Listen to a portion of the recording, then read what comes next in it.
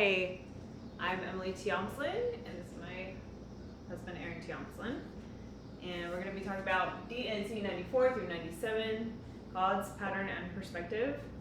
Do you want to just start? So this is the Kevin Costner, these are the Kevin Costner chapters. So take a guess. What movie Kevin Costner is all about related to building a temple? If you build it, God will come, right? He'll go to the temple. And so, yes, Field of Dreams, right? So, temple, this is what we're talking about. We're talking about temple. We go to the temple for many reasons. We go there to renew ourselves, to gain perspective.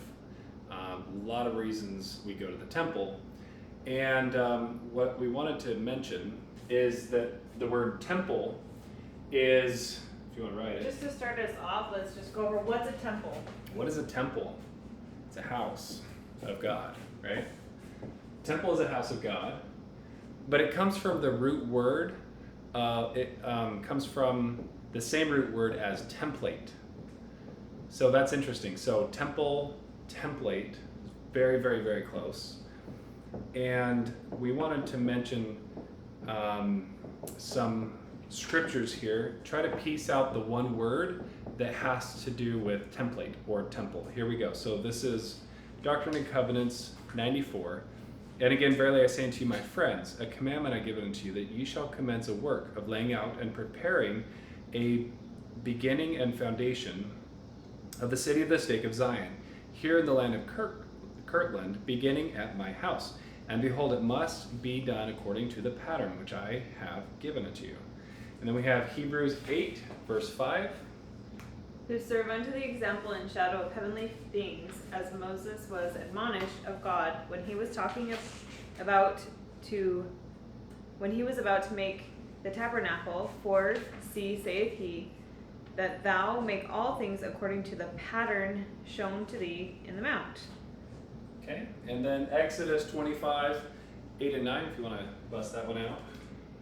And let them make me a sanctuary, that I may dwell among them, according to all that I show thee, after the pattern of the tabernacle, and the pattern of all the instruments thereof, even so shall you make it. And then First Chronicles 28. And the pattern of all that he had by the Spirit of the courts of the house of the Lord, and of all the chambers round about, of the treasuries of the house of God, and of the treasuries of the dedicated things. And this, said David, the Lord made me understand in writing by his hand upon me, even all the works of this pattern. So there's a bunch of scriptures that use the word pattern. And I really like that temple is coming from the word template. Mm-hmm. And as everyone knows, a template is like a foundation to go from, right? So the foundation usually involves a pattern. Yes. So in talking about templates and talking about temples, the word we really, really want to emphasize is pattern. So the word pattern, let's kind of explore that a little bit. Like, what is a pattern? In terms of, like, I think one of the best ways to think about, what erase this now? Yeah, the definition. Those are the scriptures, and then the bonus search and find is like D&C 58 or 56, or, there's the word pattern in there. It's really good. If you can find it, that's the bonus, 10 points. But if not, that's okay, because we're going to explain it right now. So pattern. Patterns found in nature. Yeah. So what are these patterns? Like, what are some examples? If you don't believe that patterns are part of God, the most beautiful place to find patterns is in nature. Yeah. It's full of patterns. So what are some examples you can think of? So ecosystem. I was thinking like a honeycomb, right? You've got the bees and all the cool, systems that they have to create what they create. Water. So there's the different. So you've got ice. Weather. You've got solid. You've got liquid. You've got gas. All different forms of water There's so And many patterns. I love the patterns in seasons. That's one of my very favorite patterns. mhm. But there's patterns in everything. There's patterns on a leaf. Like, there's just patterns everywhere in nature, and that's part of what makes it so beautiful, is that patterns kind of give a symmetry to nature. Time is a pattern. Mhm. There's just almost all of God's creation is created in a sort of pattern or system or template. There's like an overarching like There's order. There's like just to watching bees, existence. just watching bees or watching ants. It's incredible the order and systemization and patterns that they use. Yeah. So how does this apply then to A temple. a temple? Yeah. So patterns. God uses patterns clearly, and humans have templates or patterns too, right? So like, humans, I think this is what's beautiful about temples, is this is God giving us an opportunity to learn patterns of God. So why does God give templates? Yeah. It's kind of an interesting, why do we have these patterns, right? Do you think maybe they help us progress? Likely. So maybe in the temple we learn a pattern, a godly pattern that helps us to progress. Yeah.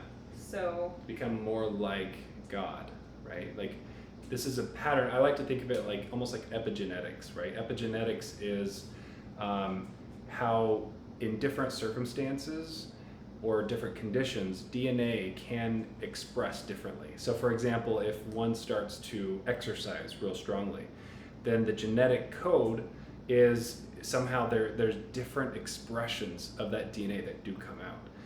And it's a whole field of study right now. It's pretty mind-blowing what they're doing on how to tap into the DNA code, how to tap into our genes to really get different expressions to come out. And I like to think of this as like God is giving us a temple. He's giving us these patterns, almost like he's offering us this DNA of reality. Like, here is like the most fruitful yielding reality DNA pattern. pattern. Yeah, that you could live by in order to help you progress. Mm-hmm. And on that same note, can I just mention really quick, because I think it's really interesting, Mm-hmm. and for people that might have a problem with temples, or they've never really understood temples, or temples just seem weird, I want people to think about a beautiful place on earth where you have been, maybe in a forest or on a beach or something, and you just feel connected, and you feel serene and open and spacious, and you feel receptive to God, you feel connected to God. We have a yearning to be that connected, and I think ultimately the earth is a perfect temple. It's just hard to meet there because there could be a hurricane or strong winds, or there could be like a blizzard or something. It's hard to actually control.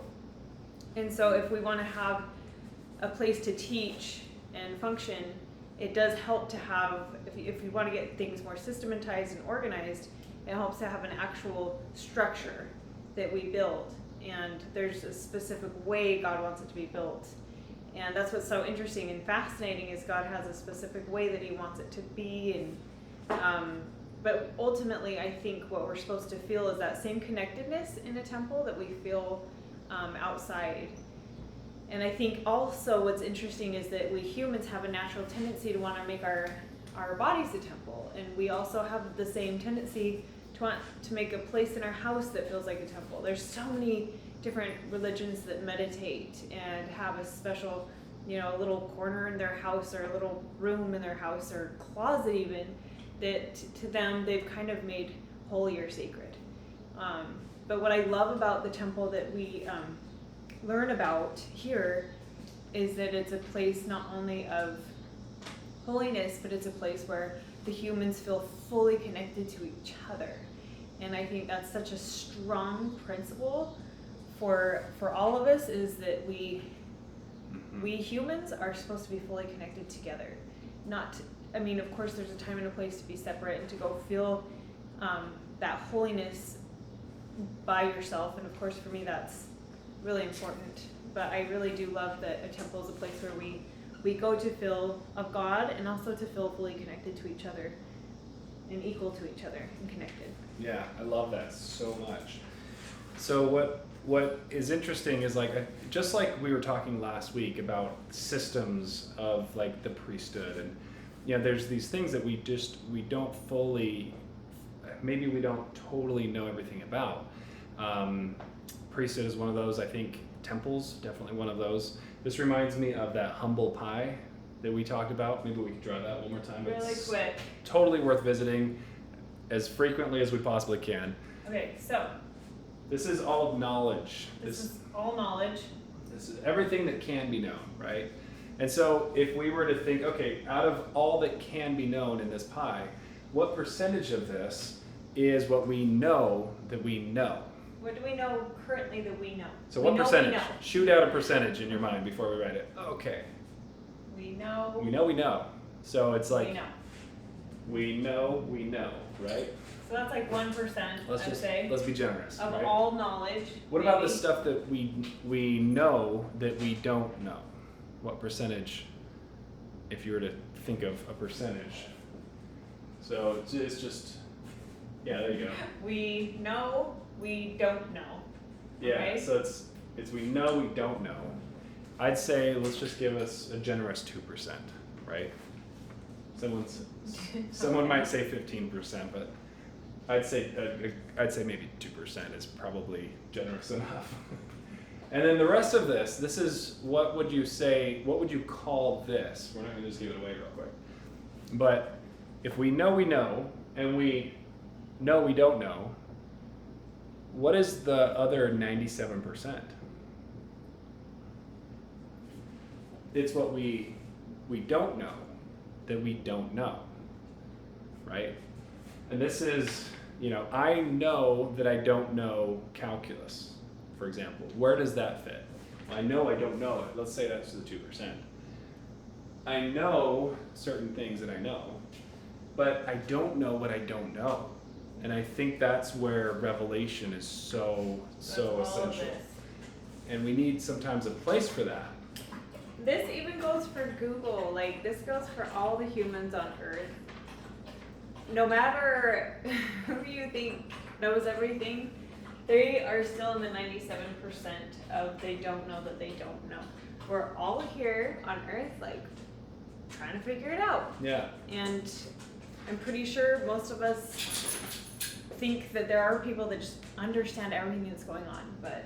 So priesthood's one of those things that we think we know something about, but maybe there's areas that we really don't know in terms of tapping into the power. And I think the same is true with temples.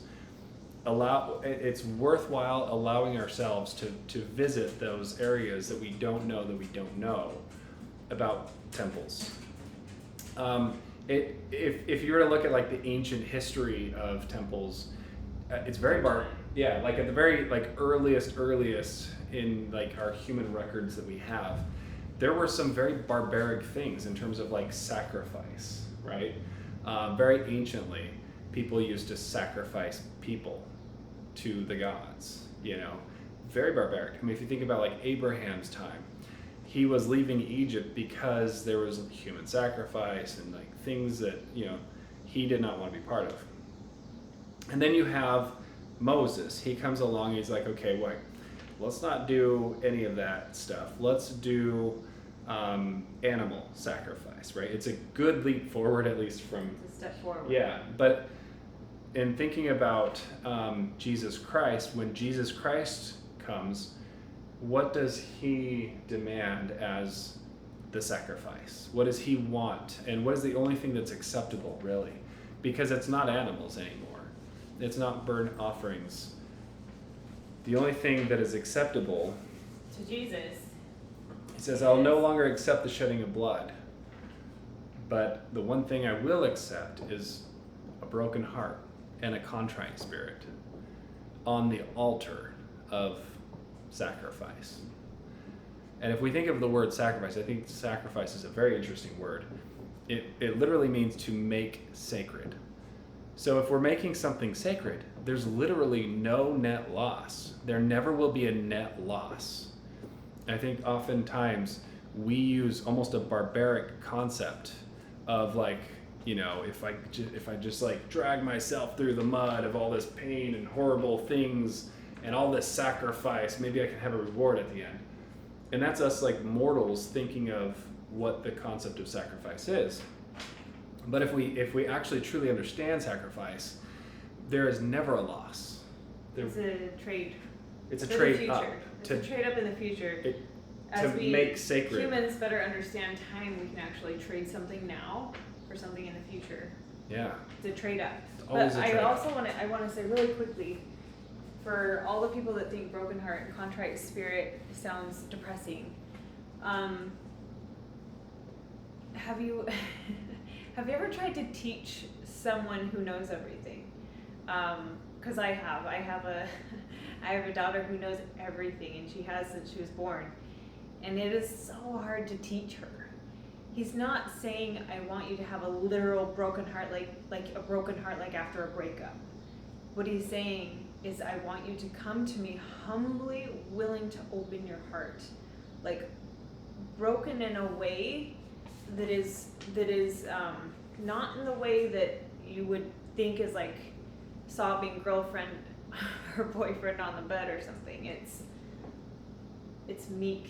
It's a will, like, just think of the difference between trying to teach someone who knows everything versus teaching someone who is curious and so eager to learn from you.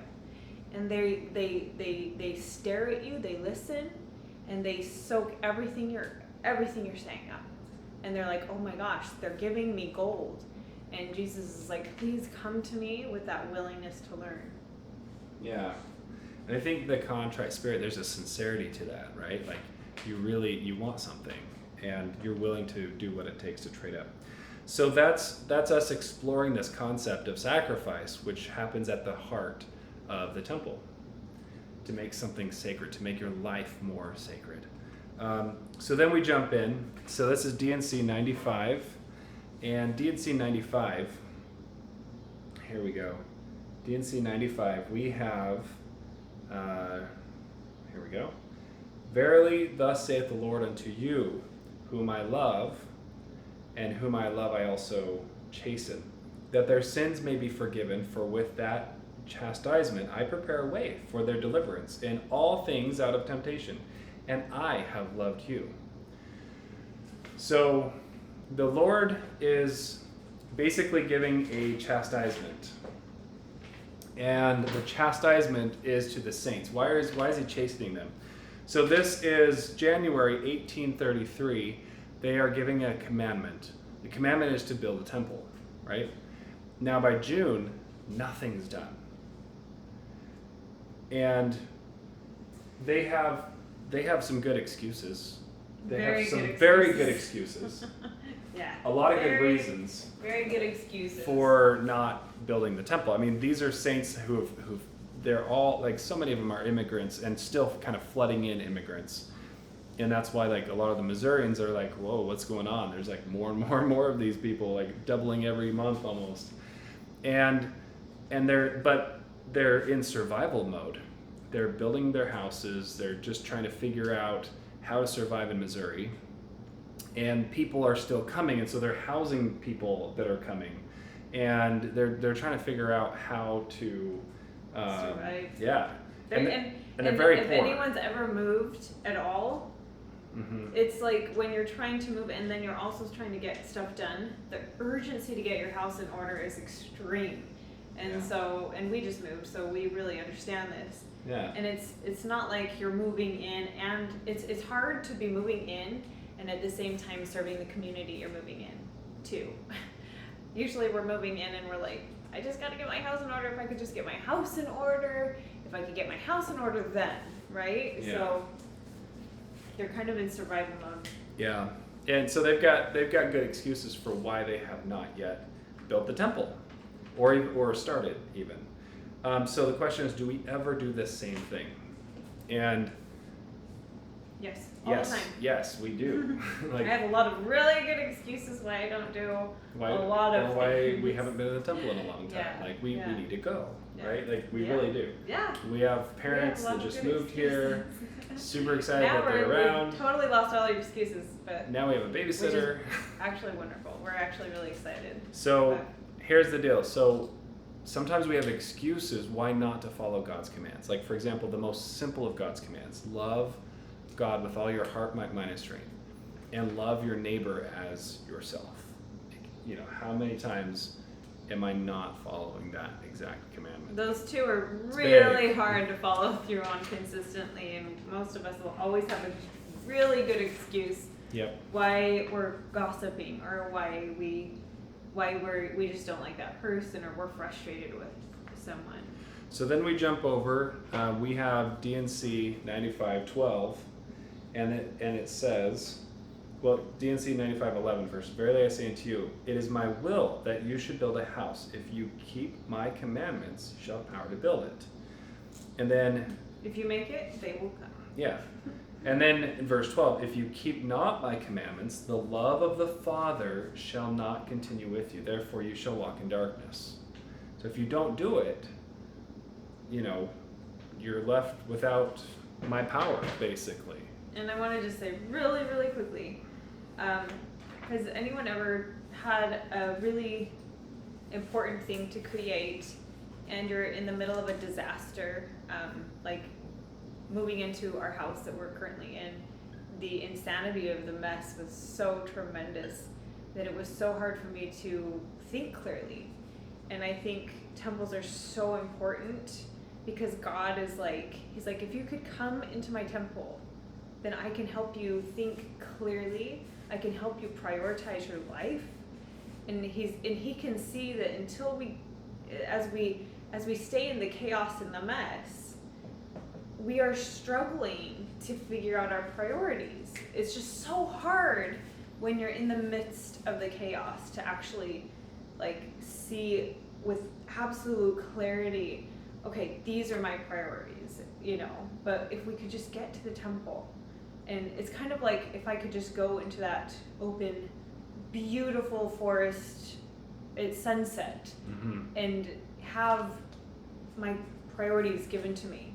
It's the same concept, I think, it's the same idea, although, you know, in the temple we actually are given patterns that will help us so much understand our priorities and will help us so much with how to move through our priorities in a kind of in a pattern that helps us progress. And the trees have a hard time teaching. Well, they don't really.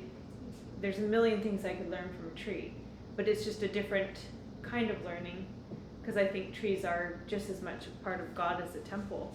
But and I'm not trying to pit Mother Nature against a temple, but they are similar in a lot of ways. They're very, very similar. And when we in a lot of our temples in the Church of Jesus Christ of Latter-day Saint temples, there's a ton, like in the Salt Lake City temple, there's tons of nature and it's just gorgeous. Tons of artists have worked so hard to try to put you into a forest. And so I think that does play. I know it feels like I'm going on a tangent with the forest and nature thing, but I think it does have something to do with temples. Totally does. So. All things testify of God, really, every single thing. And nature's a beautiful example. So the saints are told to build this temple. And he also says, look, if you don't do it, you're going to be walking in darkness. You're not going to have, you're basically not going to have the power to do it, basically. We have this Maslow's hierarchy of needs.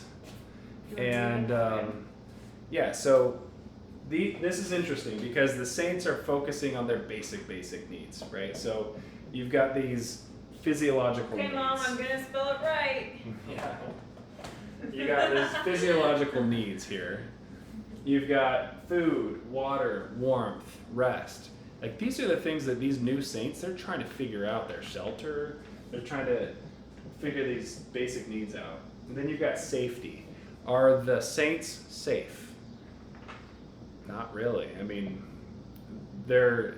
Some of them are just brand new to the church. They're learning. They're like, yeah. They're not sure what's going on. But also there's like, they're getting their farms kind of ransacked every once in a while, and their people are getting brutally treated. Like it's really not very safe per se. And then you've got belonging, love needs. And they're just trying. They're trying to belong to the members of this, church that they just joined, and so they're just starting to feel. Well, maybe some of them feel like they belong, but I'm sure there's a whole bunch that are like, do I belong? Yeah, They're trying to figure out their... They're not beyond themselves yet. They're still very much like, how do I fit into this organization? Yeah, brand new. And some of them have left their families, and some of them have, have really made huge sacrifices, and they're still trying to like work out their own emotional needs really from all of that. And esteem, so this is like feelings of accomplishment and all that stuff. And then the one above, there you go. This is self-actualization. And once you have all of this, so it's Maslow's, so much easier to work on self-actualization. That's what the theory of this Maslow's hierarchy of needs is that I agree with it. you start down here. It's kind of hard to point with this camera. You start down here and you work your way up. Now that is common. This makes sense. This is like a lot of people know Maslow's hierarchy. This is like mortal like all of you guys human probably are. brain approach. Yeah.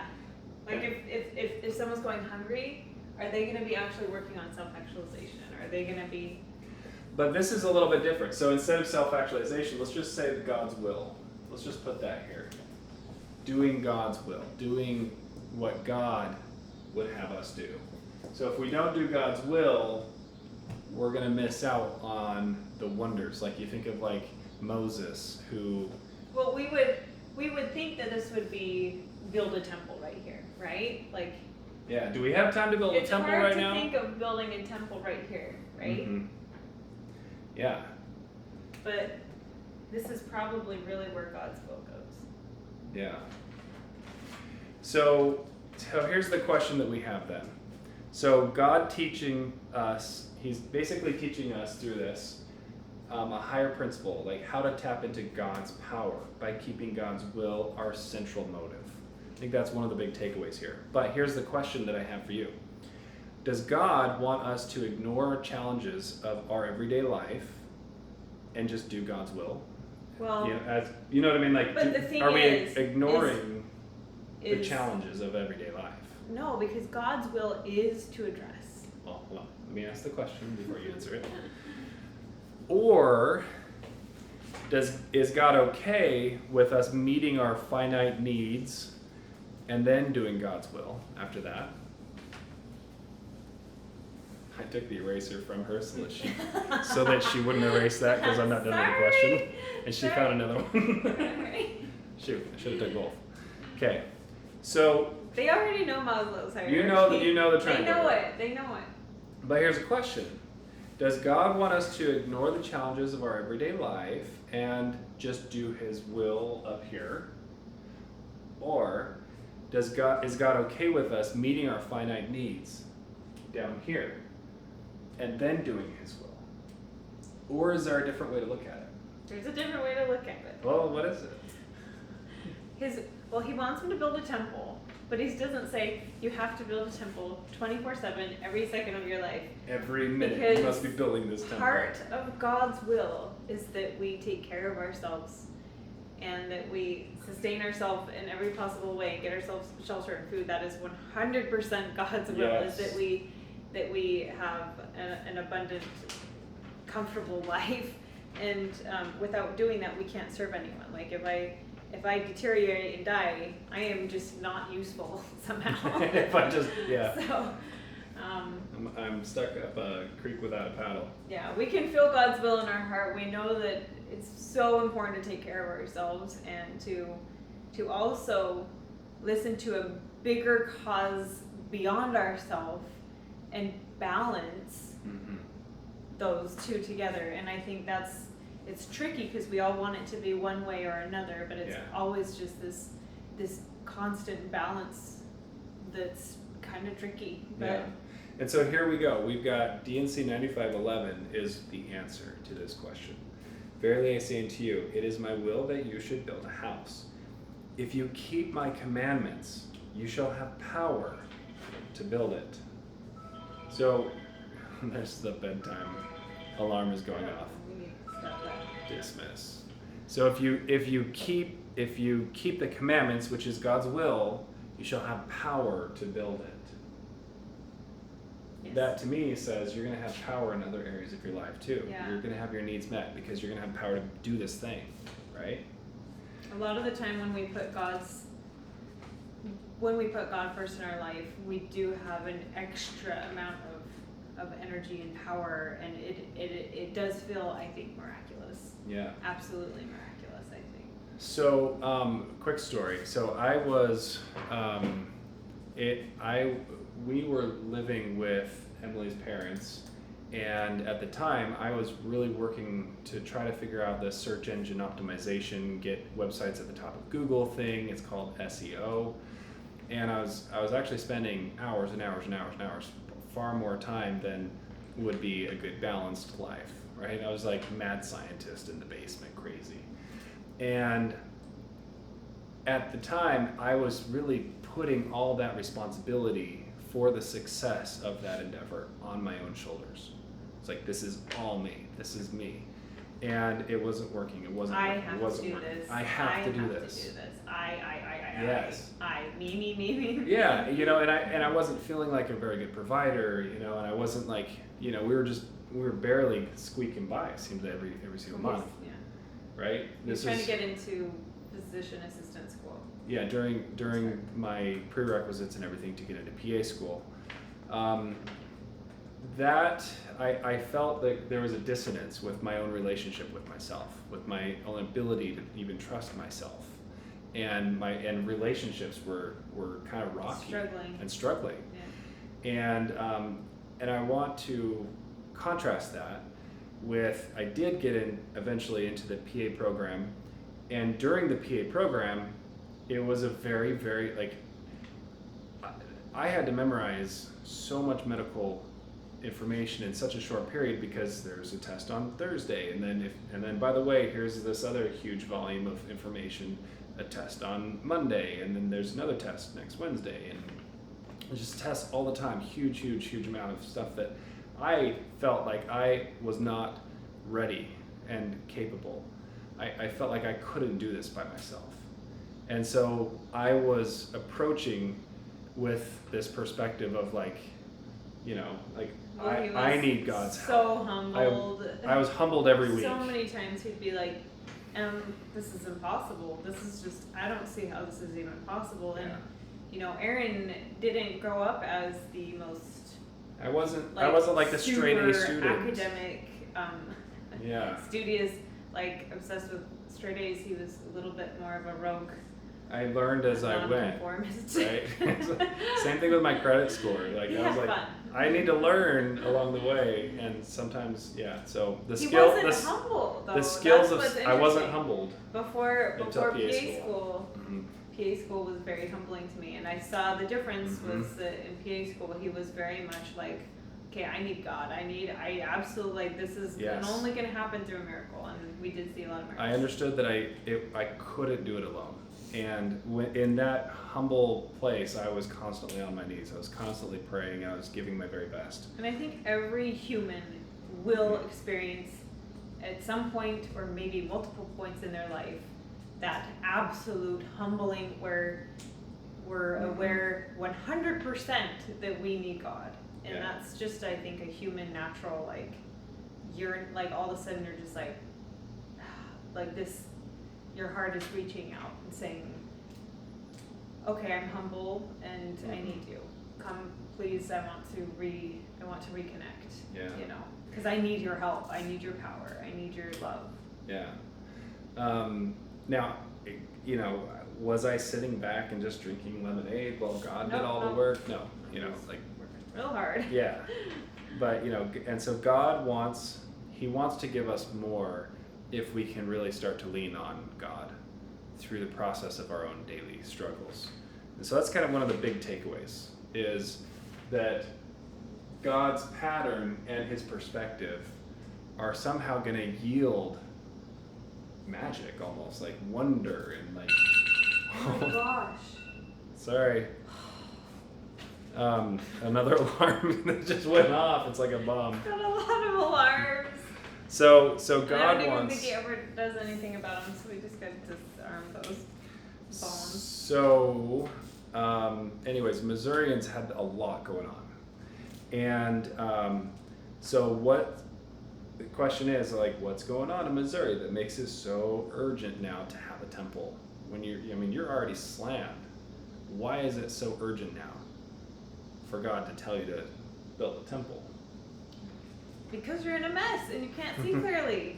Yeah. Like, honestly, like when I was moving in here, it was a mess, and it was so hard to think clearly. I had to take so much of my prefrontal to constantly mitigate the thoughts going on in my head, to be like, actually, you're fine. There's no bear there. You're fine. You're in a house. You have a place to sleep. You have food. Like, you're fine. Yeah. But when there's absolute disorder and confusion, that's when you need a temple, because Yeah. you're not going to put your priorities straight. It's really hard to set your priorities straight. Yeah. It's really hard. It's really hard to get your priorities straight. And this is at a time when all the Missourians are actually giving the Saints a really, really hard time. They are struggling to survive as it is. And then on top of that, it's like they're feeling like bullied, almost. Like the people are not accepting them. They want them out. They are doing everything they can to push these saints out. And what I think is appropriate right now is there is a little YouTube video. If you look at how to stop a bully, this I think is so fantastic. It's so good for your kids, so good for yourself.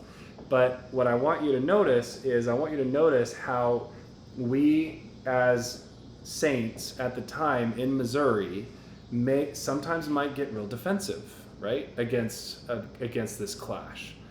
And I want to just show this video about how maybe there's a way to handle bullying, and then maybe there's a higher way. And we're not going to just put it in because we don't want to do copyright issues, so we're just going to show. We're just going to try our best right here. We'll see how it goes. So. Every victim of bullying deserves the right to be taught how to solve their own social problems. And that's what we need to move towards, I believe. Now, in this game, I want you to call me an idiot. I'm going to try to get you to stop being mean. You can make fun of my high forehead, my pointy nose. You can make fun of my ugly clothes. Here's how the game works. It's pretty brilliant. I'm going to try to get you to stop being mean.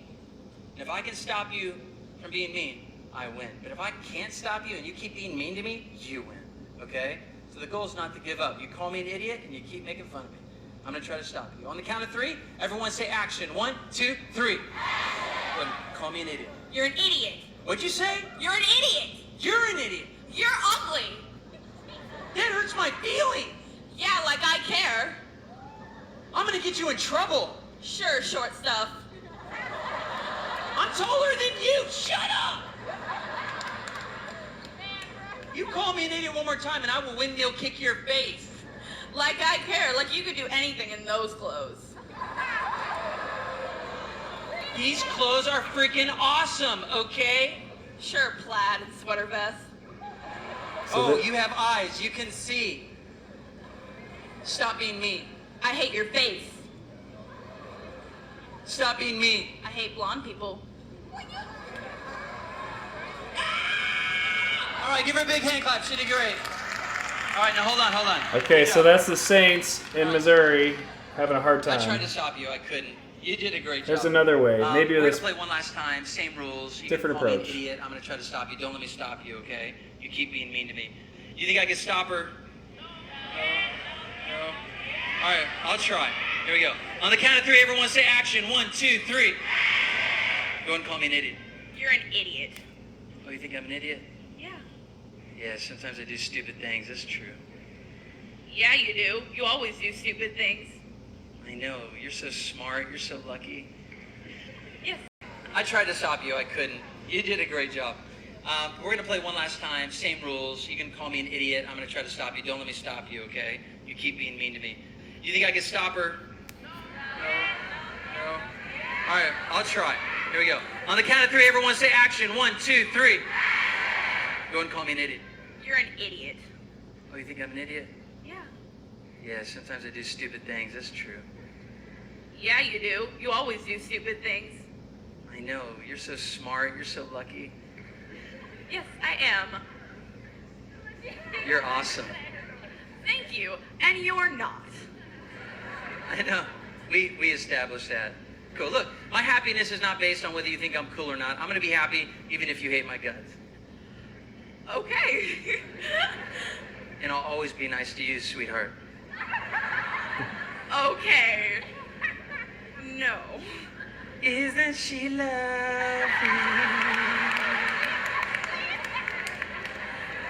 Thank you. You're welcome. I won. Give me a big hand clap. That was awesome.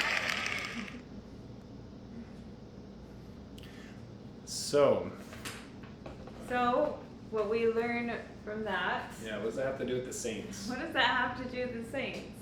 in Missouri that are getting bullied? So, what's hard about coming into a new town, a new space, is serving the people as you're moving in. I think that's really hard.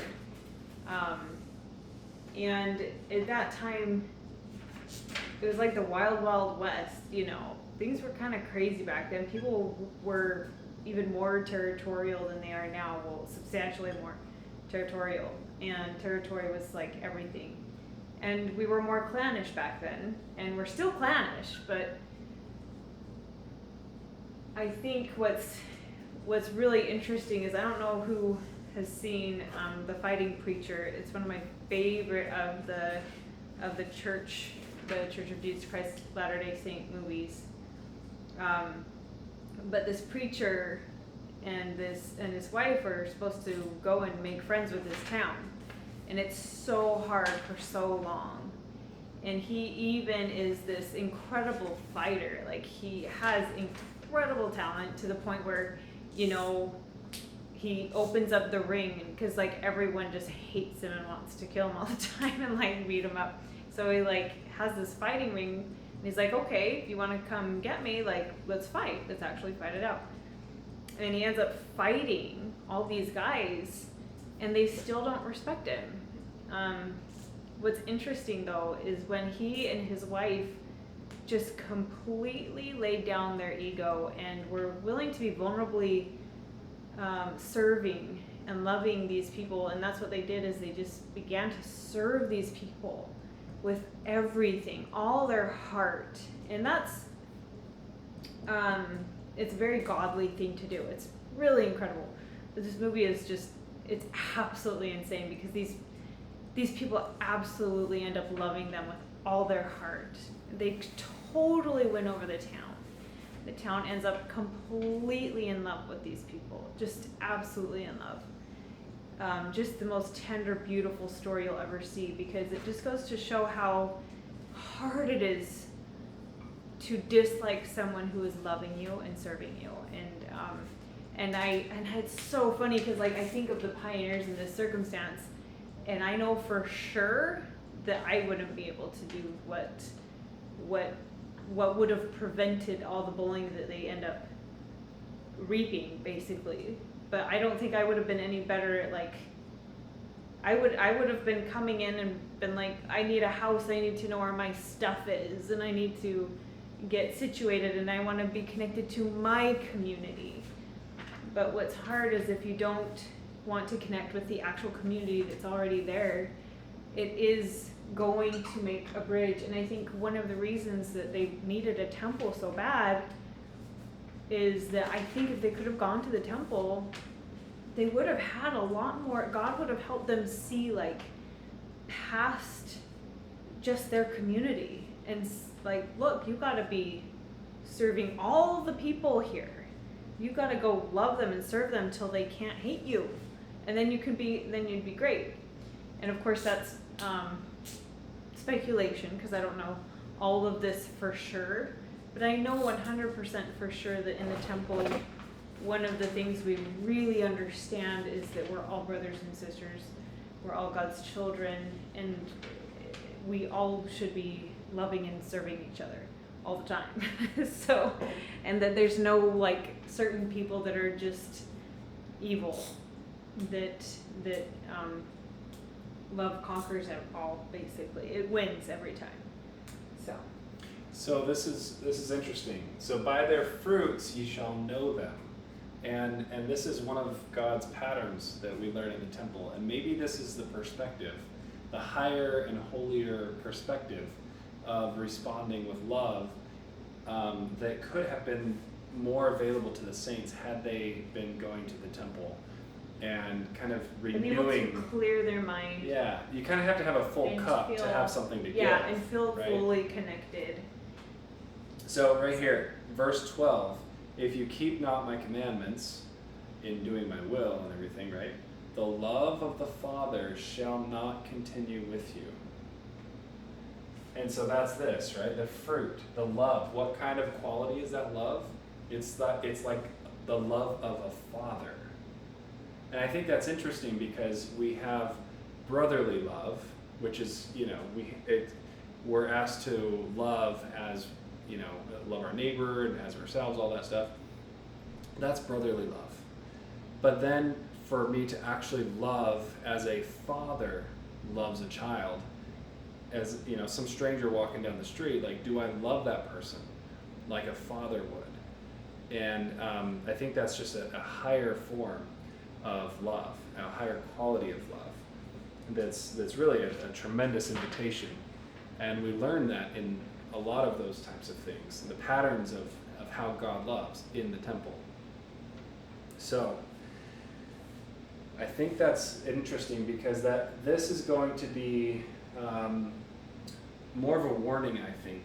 In these chapters, God does say that the axe is laid at the tree, and if you don't bring forth good fruit, it's hewn down.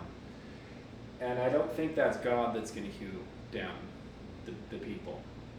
It's I think And he this might is say, it might I think it's a talk like warning. it's him, but it's not necessarily him. It's more like, this is what you are going to reap what you sow. yeah. And Respond with love. Love thine enemies. And I Do think good to God them. knows that they could have been loving more powerfully, accepting more powerfully, and thinking beyond themselves had they been able to go to the temple. Yeah. But So that's what I get. Whenever I go to the temple, I always walk away from the temple with this increased perspective of I have my cup full, right? And I feel like I have capacity wherewith to give. And that's one thing. I carry this eternal perspective almost while I'm living in the moment. So we've got that pyramid, right? We've got God's will up here, and we carry that down. We carry that with us while we do all of our needs. There's a quick story. I'm going to see if Emily can help us tell it. It's the story in the book The Alchemist. And this is a story of perspective. Do you mind sharing this story real quick? I think you could sum it up. okay. Yeah. So She's way more concise than I am. The Alchemist is a really good book, and it talks a lot about connecting with your heart, which is another way of saying connecting with God. Anyway, so there's this story where this boy goes and he meets a king, and the king tells him to, he gives him a spoonful of oil, and then he asks him to go walk around the castle, and he says, as you walk around my castle, whatever you do, don't spill the oil in your spoon. And so the boy goes around the castle like this. And he's staring, he's so concerned about not spilling the oil in the spoon. So he goes back to the king and he's like, I went around your castle and I didn't spill any of this oil. And the king's like, well, what did you think of this tapestry? And what did you think about the artwork here and the sculpture and all this incredible stuff that is in my castle? And the boy's like, I didn't really see anything because I was so concerned with this He's like, I was trying not to spill the oil. And so the king says, okay, go back again. And I want you to actually pay attention to everything. And I want you to actually like enjoy my castle and look at it and like really engage with the luxurious art in this castle. And so the boy goes to the castle again, and he comes back to the king, and he's got his spoon, and he says, it was incredible. I loved this tapestry, and this was incredible. And he was talking all about everything he saw in the castle. And sure enough, there's no oil in his spoon.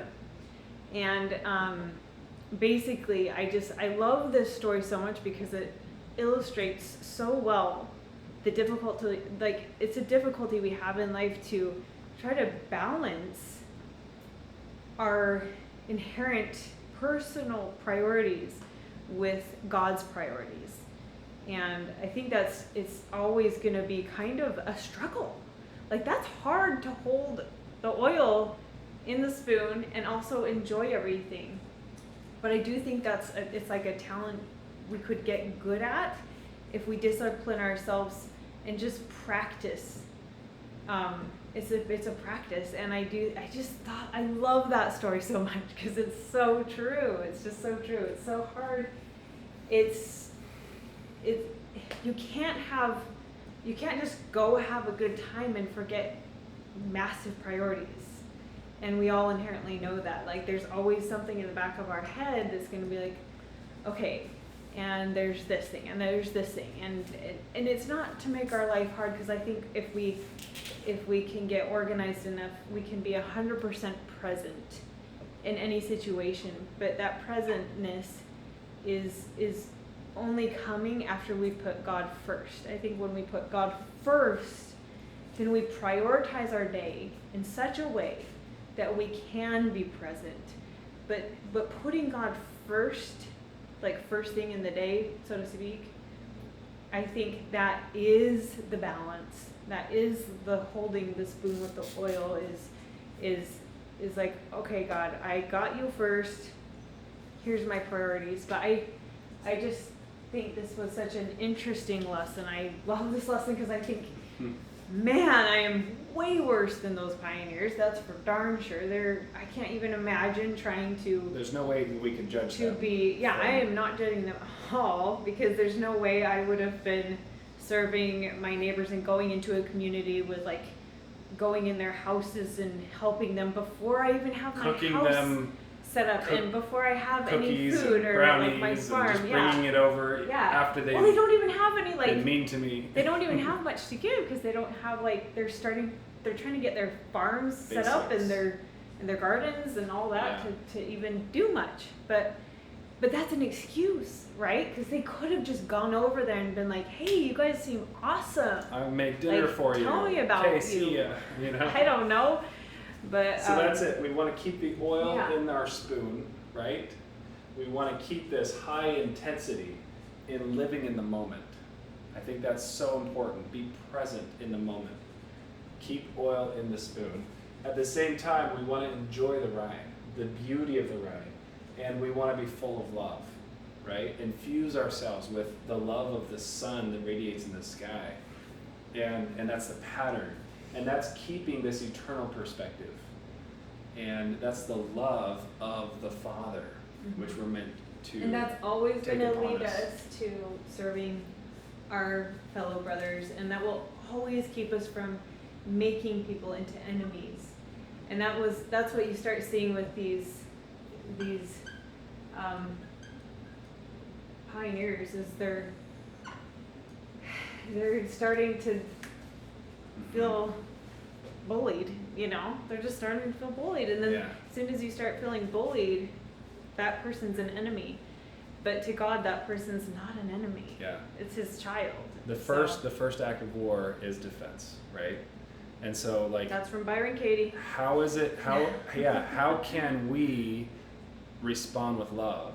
You know, isn't she lovely? So if someone you comes know, up like to they, us they and just is punch like, me in the face, yeah. like you're amazing, you know. Yeah, so if someone comes It's up and is like, impossible. you know, I just hate your religion, how can you be like, that's really interesting. Tell me more. Yeah. Instead of Learn about of being like, you're a jerk, go Yeah. away. You know, like it's. Are we humble enough to Are we learn humble enough to and be like, that's interesting? be curious? Tell me why. That's like. And then love and Because if respond you with can love. listen, it's amazing how people might be able to listen to you back. Yeah. So that's the story. that's it. Brotherly love is great. Fatherly love is another step above that. Fatherly love, your kids can be offensive to you and say all kinds They of mean get things. to be. You just But keep forgiving them. the parent and the father and the We mother, should. we still come back, Yeah. and we still take care of our kids, and we still love them. And can we do the same for all people? So, and that's the invitation again, is to take upon us the name of Jesus Christ a little bit more this week. Thanks, guys.